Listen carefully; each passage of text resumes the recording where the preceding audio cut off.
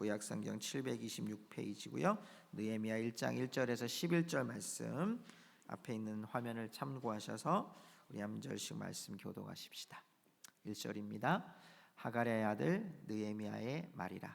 아닥사스다 왕 제20년 기스르올에 내가 수상궁에 있는데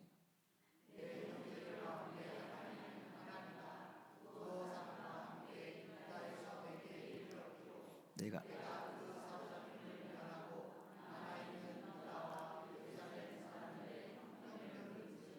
그들이 내게 이르되 사로잡힘을 면하고 남아있는 자들이 그 지방 거기에서 큰 환난을 당하고 능욕을 받으며 예루살렘 성은 허물어지고 성문들은 불탔다 하는지라.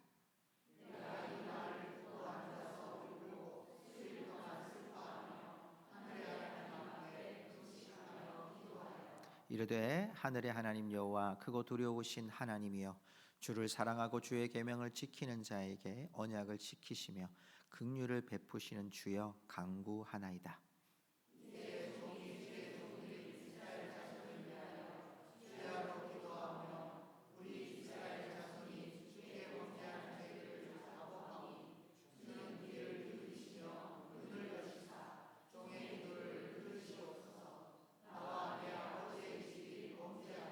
주를 향하여 크게 악을 행하여 주께서 주의 종 모세에게 명령하신 계명과 율례와 규례를 지키지 아니하였나이다.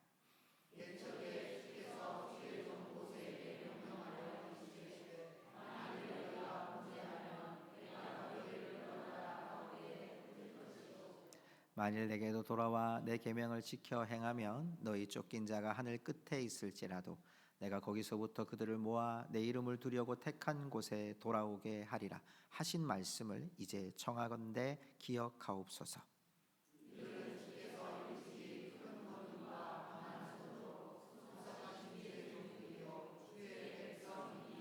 11절 같이 읽을까요? 주여 구하오니 귀를 기울이사 종의 기도와 종의 이름을 경외하기를 기뻐하는 종들의 기도를 들으시고 오늘 종이 형통하여 이 사람들 앞에서 은혜를 입게 하옵소서 하였나니 그때에 내가 왕의 술관원이 되었느니라. 아멘.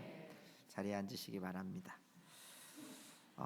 여러분 3월을 마취라고 합니다. 이 마취라고 하는 단어의 뜻이요 행진하다, 진행하다, 시위하다라는 뜻을 가지고 있다고 합니다.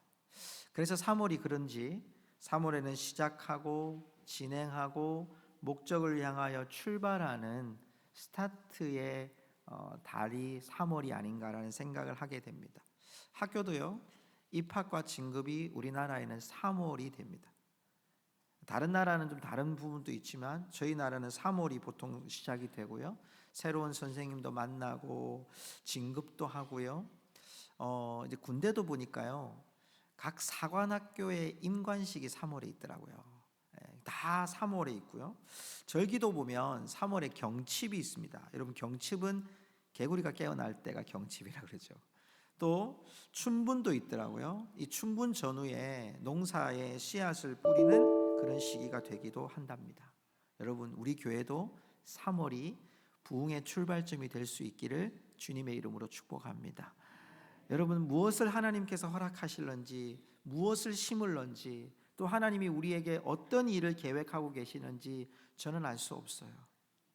지금 심겨진 하나님의 뜻이 2024년 연말에 하나님이 어떤 우리의 열매를 주실지 우리는 알 수 없지만 여러분 이 3월에 우리 교회가 잘 심겨지는 은혜가 있기를 간절히 축복합니다. 그러면서 제가 오늘 느헤미야서를 다시 시작하게 되는데요.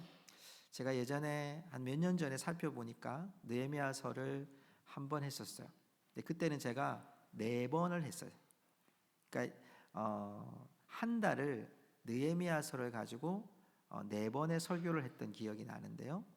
띄엄띄엄 했던 것 같아요. 제가 이 말씀을 다시 보면서 작년에 제가 에스라, 이제 올해 느헤미야를 하게 되고요. 내년에 제가 아마 에스더서를 하려고 생각하고 있는데요. 이 역사서를 이렇게 진행해 오면서 느헤미야를 볼 때마다 다시 느껴지는 것은 주님이 세우시는 공동체가 어떤 곳인가? 주님이 세우시는 교회의 모습이 무엇인가를 이 느헤미야서를 통해서 보게 됩니다. 오늘 우리는 이 느헤미야서를 한 장 한 장 말씀을 나눠가면서 하나님이 세우시는 교회의 모습, 하나님이 세우시는 가정의 모습, 하나님이 세우시는 우리 개인적인 삶의 모습들 가운데 주님이 멋지게 완성하시는 그 현장을 우리 함께 목도할 수 있기를 간절히 축복합니다. 여러분 먼저 PPT를 하나 먼저 보여드릴게요. 지도를 하나 보여드려야 이해가 될 것 같습니다. 여러분이 보는 왼쪽이 예루살렘입니다. 그리고 오른쪽에 보면 바벨론이 있는데요. 우리가 지도로 이렇게 압축했기 때문에 여러분이 볼 때 이것이 이제 별로 거리가 되지 않는다 생각이 들지만 이 거리는 약 1600km 정도 됩니다. 놀래 주셔야 목사가 안 놀래잖아요. 1600km나 됩니다. 그렇죠. 여러분 위에 에스라는 1차 귀환이 있었습니다. 고레스 왕이 이제 나라가 바뀌고 난 후에 이 정책이 바뀌어서 각 민족들을 각 땅으로 다 보냅니다. 그때 보낼 때 약 50년 넘게 포로로 잡혀 있었던 이스라엘 백성들 중에 레위 지파를 중심으로 해서 귀환을 합니다. 그때에 쓴 성경이 이제 에스라 성경이 중심이 되고요. 그리고 2차 기한이 여러분 저 연대기로 보면 한 70년 정도 지나고 난 후에 2차 기한이 시작되는데 그 2차 기한이 456년경에 느헤미야를 통해서 시작돼요. 그러니까 오늘 우리 성경은 1차 기한에서는 성전을 짓게 되고요. 2차 기한에서는 성벽을 짓게 됩니다. 그러니까 오늘 여러분 이 사건의 중심에는 약 1600km나 떨어진 그 땅에서 일어난 일들을 바라보며 느헤미야가 기도하며 시작하는 오늘 첫 번째 장을 우리가 만나게 됩니다. 여러분 느헤미야는요 어떤 위치에 있었던 사람이냐면 느헤미야는 포로로 잡혀간 사람이 아니에요. 아버지 하가랴가 잡혀갔고 포로된 땅에서 태어난 사람이에요. 쉽게 말하면 출신 성부는 유대인인데 그가 어떻게 행했는지는 알 수 없지만 그가 굉장히 높은 관직에 올라간 거예요. 여러분 얼마나 이 나라가 광대한지 여러분 이 나라 안에 그 왕궁에 우리나라는 여러분 왕궁이 어떻습니까? 우리나라 왕궁이 따로 있는 것은 아니지만 우리는 옛날에 아주 청와대라고 하는 그런 여러분 시설에서 우리 대통령이 사셨잖아요. 지금은 사시지 않지만 여러분 그 청와대라고 하면 대통령이 사시는 곳 이랬는데 이 바사 제국에서는요 그 왕궁이 4개나 있는 거예요. 봄, 여름, 가을, 겨울 다 있는 거예요. 그 얼마나 큰 나라고 계절마다 다 왕궁들을 딴 곳으로 가서 이제 집무를 하는 거죠. 근데 그곳에서 술 맡은 관원장, 술 맡은 장이 되어 있어요. 이 사람은 지금으로 말하면 비서실장과 같은 역할을 하는 거예요. 가장 최고의 왕을 보좌하는 그 역할을 했던 사람이 느헤미야예요. 포로된 신분에서는 여러분 포로된 신분에 있었던 느헤미야가 왕궁의 술 맡은 자리까지 올라갔으니까 엄청나게 성공한 거죠.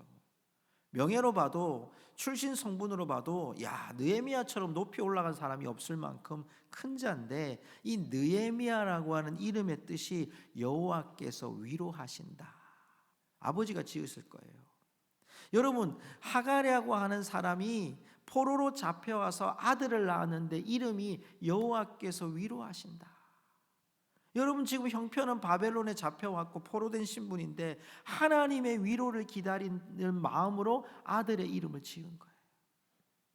그런데 그 아버지 이름이 뭐냐면 아버지는 하가랴잖아요. 그 아버지의 이름의 뜻은 여호와께서 방해하셨다 이런 뜻이에요. 그러니까 당시의 시대를 딱 보여주잖아요. 구약 시대에는 이름이 시대의 의미들을 보여줘요. 여호와께서 방해하시고 여호와께서 우리를 혼란스럽게 하셨던 그 시대 속에 하가랴는 아들을 낳으며 하나님이 우리를 위로하실 것들을 기대했던 느헤미야를 낳고 그 느헤미야가 술 맡은 관원까지 올라간 거예요. 그리고 오늘 2절 말씀에 보면요 느헤미야의 관심이 어디에 있는지를 보여줘요. 그는 높은 자리에 올라가 있어요. 그는 이미 1600km나 떨어진 그 땅에 그 먼 땅의 이야기에 대해서 여러분 별로 관심 없이 살 수도 있고 자기 지위만 잘 유지하며 살 수도 있을 거예요. 그런데 1장 2절에 보니까 내 형제들 가운데 하나인 하나니가 두어 사람과 함께 유다에서 온 거예요. 그런데 제일 먼저 물은 게 뭐냐면 형편을 물어봐요. 내가 그 사로잡힘을 면하고 남아있는 유다와 예루살렘 사람들의 형편이 어떠합니까? 그 말은 1차 귀환 때 갔던 사람들 잘 있습니까? 물어본 거예요. 성전 짓고 잘 있습니까? 그럼 화답이 잘 있습니다라고 기대했는데 3절 말씀 볼까요? 오늘 1장 3절 말씀 보면요, 그들이 내게 이르되 사로잡힘을 면하고 남아있는 자들이 그 지방 거기에서, 자 우리 같이 읽어볼까요? 시작. 큰 환난을 당하고 능욕을 받으며 예루살렘 성은 허물어지고 성문들은 불탔다 하는지라. 사람들이 잘 살기를 기대했던 그 땅에서 지금 당했던 일은 환난과 능욕과 예루살렘 성은 허물어지고 성문도 불탔다는 얘기를 듣게 되는 거예요. 지금 맞이한 삶은 어떻습니까? 자신은 평온해요. 아니 멀리 있는 거 무슨 상관이 있겠어요. 아이고 그래 참 딱하다. 아유 불쌍하네. 어쩌면 좋을까. 여러분 이러면 끝날 일이거든요. 그런데 오늘 이 말씀을 느헤미야가 1장 3절에서 이걸 던져요. 우리가 오늘 보고 싶은 것은, 여러분 이 느헤미야가 1600km나 떨어진 그 땅에서 일어난 일에 대하여 그가 어떻게 믿음으로 반응하느냐 하는 거예요. 성도 여러분, 제가 해군이기 때문에, 해군 출신이기 때문에 오늘 제가 제목을 부르짖음으로 출항하라라고 이제 제목을 정했거든요. 출항은 상당히 기대가 됩니다. 출항은요 너무너무 마음속에 설레임이 있습니다. 야 이제 저는 나가만 20일 동안 넘게 있었으니까요. 그런데 처음 나갈 때는 그 출항이 막 기대가 되고 소망이 되다가요, 조금 지나면요 이제 밥맛도 떨어지고요, 부모님도 보고 싶고요, 아무것도 없으니까. 네. 여러분 이런 상황들이 우리 가운데 때로는 가깝게 느껴질 때가 참 많이 있어요. 뭘 얘기하냐면 지금 당한 이 상황들을 보면서 환난과 능욕과 무너진 성을 보면서 어떻게 이 삶을 반응하고 있느냐가 중요하다는 거예요. 자, 여러분 왜 이런 일이 벌어졌냐면 이스라엘 이 백성들이 바벨론 포로로 잡혀갔다가 돌아온 거예요. 약 50년 넘게. 자, 50년 넘게 돌아왔다 보니까 당시가 다 땅이 황폐되어 있고 주위에 있는 나라들이 다 이렇게 공격을 해가지고 이 땅이 막 허물어져 있는데 고레스 왕이라는 왕이 딱 명령을 내려가지고 이제 이 땅은 유대인 땅이야. 이 땅에 있는 사람들 다 나가. 그 명령은 복종하는데 계속 호시탐탐 노리는 거예요. 성전을 지을 때도, 성전 짓고 난 다음에도 그 옆에 있는 사람들이 어떻게든 저 땅을 좀 소유해 볼까라고 계속 침범하고 공격하고 전쟁을 계속 일으키는 거죠. 이런 일들 때문에 이 땅이 굉장히 황폐되어 있는 거죠. 자, 이런 상황 속에 느헤미야가 삶의 충돌 가운데 오늘 우리가 바라봐야 될 모습을 보게 되죠. 성도 여러분, 믿음의 삶은요 시선을 고정하는 데 있어요. 뭘 고정해야 된다고요? 네. 똑같은 삶을 살아가는데, 똑같은 상황을 맞이하는데 어떻게 이 상황을 반응하느냐, 특별히 믿음의 사람들은 믿음으로 반응할 수 있느냐가 관건이라는 거예요. 자, 어떻게 했습니까? 4절 말씀 우리 같이 읽어보겠습니다. 본문 말씀 4절입니다. 시작. 내가 이 말을 듣고 앉아서 울고 수일 동안 슬퍼하며 하늘의 하나님 앞에 금식하며 기도하여. 제가 원어 성경으로 풀어서 좀 읽어드릴게요. 내가 이 말들을 듣자마자 이 일이 있었다. 나는 주저앉았고 수일 동안 울었고 곡하였다. 절절한 심령이 그에게 있는 거죠. 왜 금식했습니까? 왜 밥을 안 먹고 있습니까? 이게 지금 내 안에서 믿음의 문제라고 여겨졌기 때문에 이 문제를 해결하기 위해서는 육체적인 음식을 중단하고 내가 절박한 기도로 하나님 앞에 나아가야 된다는 거죠. 이유를 모르겠어요. 지금 이 상황이 왜 그렇게 됐는지 상황적인 것 때문에 이해되는 것이 아니라 하나님이 이 백성들을 보호하시고 하나님이 귀하게 만드셨는데 왜 이 백성들이 이 어려움을 당하는지 하나님께 믿음으로 지금 느헤미야가 반응하는 거죠. 우리 한번 따라해 볼까요? 하나님은 왜? 한 번 더요. 하나님은 왜? 여러분, 성도에게 이 질문이 있어야 됩니다.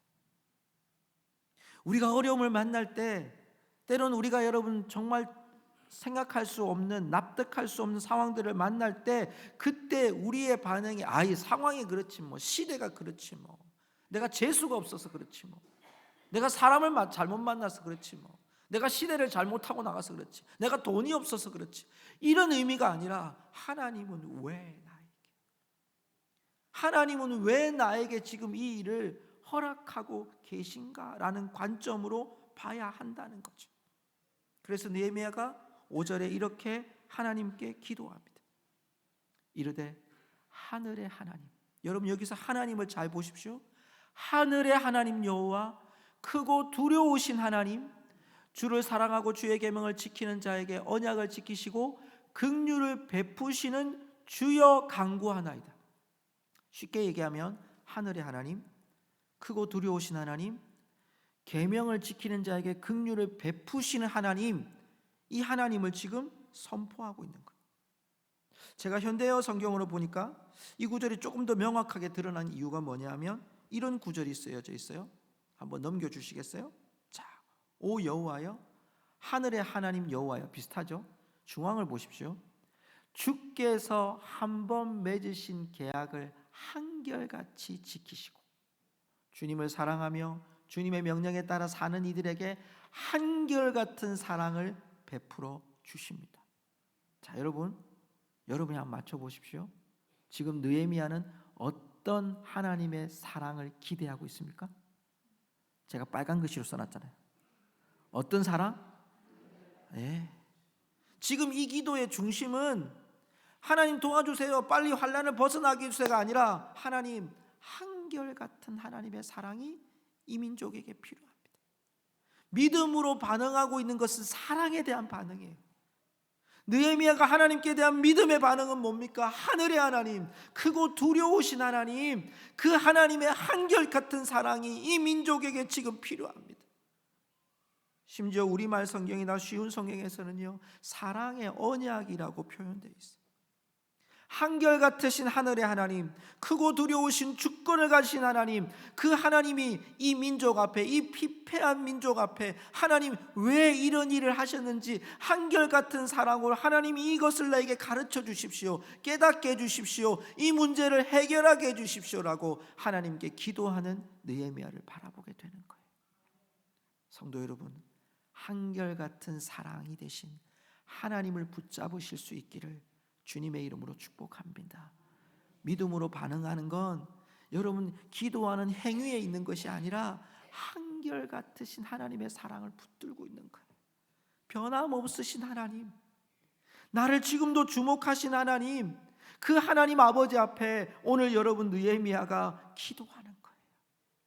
그러면서 오늘 기도가 두 가지로 나타나요.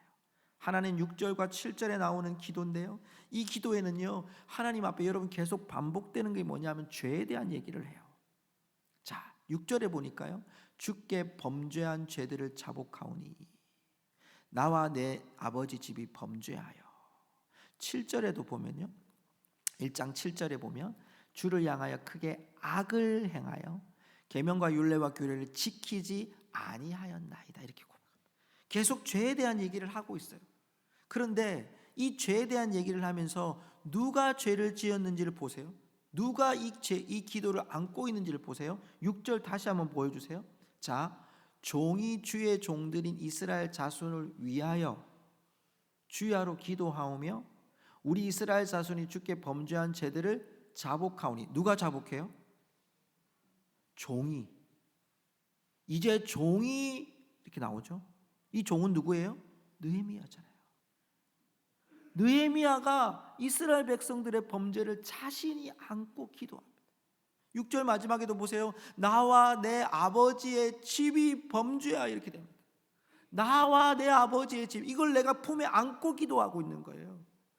이 죄에 대해서 안고 기도하고 있는 거예요. 7절에도 보세요. 7절에도 보면 주를 향하여 크게 악을 행하여 주께서 주의 종 모세에게 명령하신 계명과 율례와 규례를 지키지 않았다. 나와 내 집이 지키지 않았다는 거예요.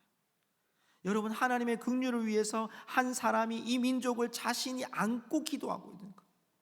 하나님, 혹시 이 문제가 하나님 앞에 우리의 범죄함의 문제였다면 하나님, 그 죄를 용서해 주시고 한결같은 사랑을 부어 주십시오.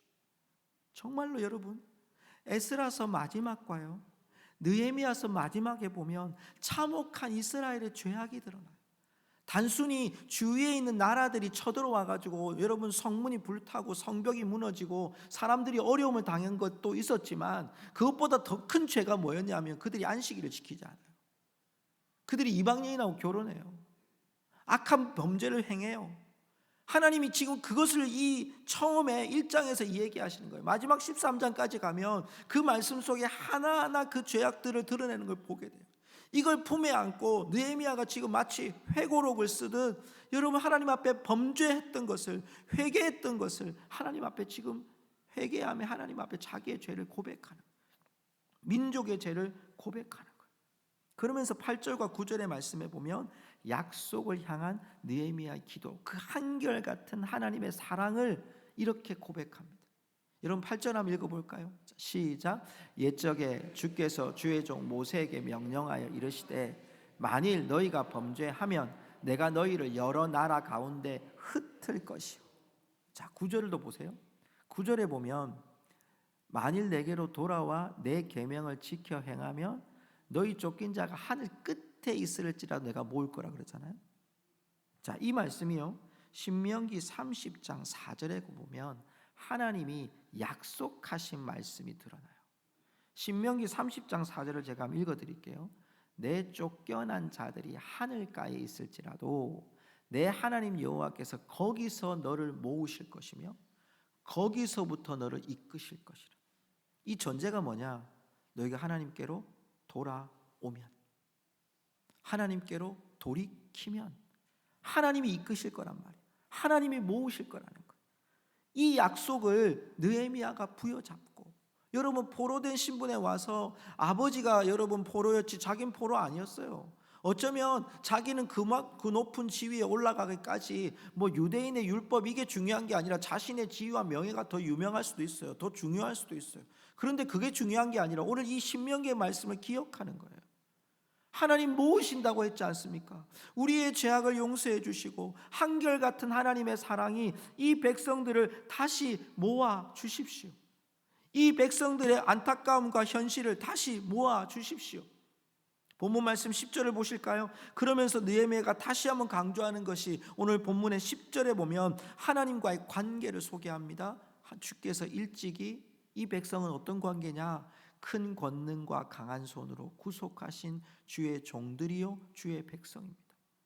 하나님이 어떻게 하셨다는 말씀입니까? 권능과 강한 손으로 구속하셨던, 구원해 내셨던, 애굽에서 구원해 내셨던, 지금까지 하나님 인도해 주셨던 그 백성들이 지금 하나님 황폐되어 있는 그 땅에, 성문으로 불탄 그 땅에, 무너진 성벽 사이에 있는 그 백성들, 연약하기 짝이 없는 백성들, 범죄하기 짝이 없는 백성들, 여러분 그 하나님 앞에 긍휼을 구하며 읍소하는 거예요. 하나님 도와달라고. 그러면서 11절의 말씀으로 종지부를 찍어요. 우리 같이 한번 읽어볼까요? 11절 시작. 주여 구하오니 귀를 기울이사 종의 기도와 주의 이름을 경외하기를 기뻐하는 종들의 기도를 들으시고 오늘 종이 형통하여 이 사람들 앞에서 은혜를 입게 하옵소서 하였나니 그때에 내가 왕의 술관원이 되었느니라. 아멘. 처절한 기도의 종지부가 뭐냐면, 여러분 오늘 공부를 하면서도 이제 주일 성경 모임할 때 제가 이 부분을 넣어놨거든요. 여러분 답을 꼭 쓰십시오. 처절한 기도는 9자밖에 안 돼요. 처절한 기도는 9자만 하면 돼요. 여러분 한번 따라해 볼까요? 은혜를 입게 하옵소서. 지금 느헤미야의 기도를 쫙 추격하면 이 9자예요. 은혜를 입게 하옵소서. 어떤 은혜입니까? 한결같은 하나님의 사랑. 그 하나님의 사랑에 범죄한 이 백성은 내가 하나님 용서를 구합니다. 내가 잘못했습니다. 하나님, 이 백성의 범죄함이 있으면 용서해 주시고 한결같은 하나님의 사랑이 이 백성들을 제발 살려주십시오. 이 백성들을 구원해 주십시오. 이 백성들에게 은혜를 입게 하옵소서라고 하나님께 느헤미야가 기도하는 거예요. 사랑하는 성도 여러분, 사람의 힘, 능력, 생각, 계획, 경험, 때로는 우리가 느헤미야와 같은 한계에 직면할 때가 있습니다. 여러분, 그리스도인들도요 한계에 직면해요. 목회자인 저도요 한계에 직면해요. 그럴 때 할 수 있는 일이 뭐냐면요, 한 가지예요. 부르짖는 거예요. 어떻게 부르짖을까요? 은혜를 입게 하옵소서. 우리가 할 수 있는 기도는요, 내가 정말 절망에 놓여 있는 그 순간에 하나님께 하늘을 향하여 부르짖을 수 있는 그 기도의 여러분 음성은 딱 이 한 구절이 은혜를 입게 하옵소서. 여러분, 하나님 앞에서 우리가 한계에 직면하고 있습니다. 할 수 없는 우리의 범위 속에 우리가 있습니다. 사람도 나를 도와주지 않습니다. 죽음의 위기로, 절망의 낭떠러지에 우리가 여러분 놓여 있을 수 있습니다. 그때마다 우리가 여러분 외쳐야 될 기도의 한마디는 무엇입니까? 은혜를 입게 하옵소서. 우리 한번 같이 고백합시다. 시작. 은혜를 입게 하옵소서. 아멘. 여러분, 이 부르짖음이 여러분 지난 3.1절에 이 민족 앞에 105년 전에 이 땅에서 일어났습니다. 제가 지난 3.1절 기념 예배를 드리고 난 후에 역사를 좀 찾아봤습니다. 한번 보여주시겠습니까? 지금 우리가 105년 됐는데요, 우리 고성은요 영동 지역에서 가장 먼저 만세운동이 일어났던 곳이라고 제가 알게 됐어요. 역사를 살펴보니까요, 3월 1일에 만세운동이 벌어졌는데 우리 간성에서는, 고성에서는 3월 14일에 첫 번째 만세운동이 벌어졌더라고요. 근데 여러분, 저분이 누구시냐면 유시국 목사님이세요. 만세운동을 이 간성에서 하신 분이에요.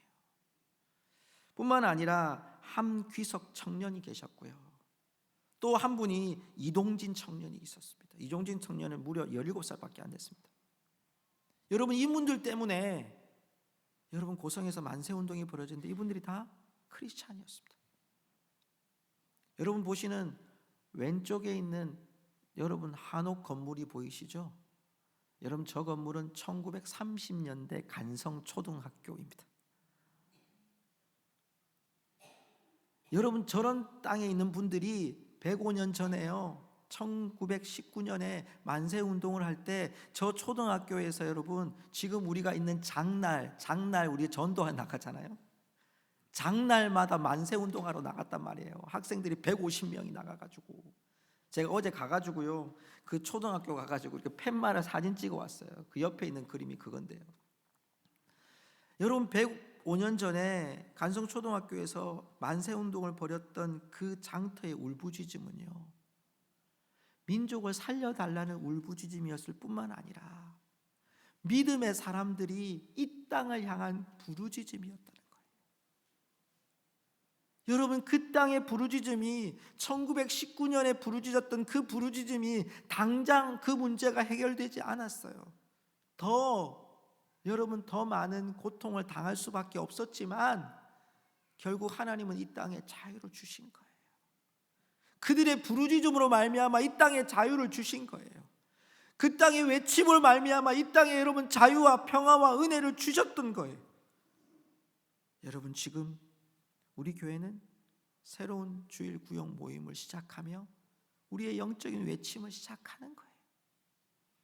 움츠렸던 우리들이 여러분 생명을 공급하는 공동체로 전환하는 거예요. 어쩌면 이 시대는 우리에게 위협적으로 다가오고 있어요. 경제적으로, 정치적으로, 사회적으로, 국방적으로 최전선에 있는 우리들에게 전쟁의 위협이 점점 더 다가오고 있어요. 가정적인 위기, 정치적인 위기, 물질적인 위기, 우리에게 여러분 정말 신앙적인 위기가 계속 찾아오는데 우리가 해야 될 일이 뭐냐 하면 이제 우리는 부르짖는 자가 되어야 돼요. 어떻게? 은혜를 입게 하옵소서.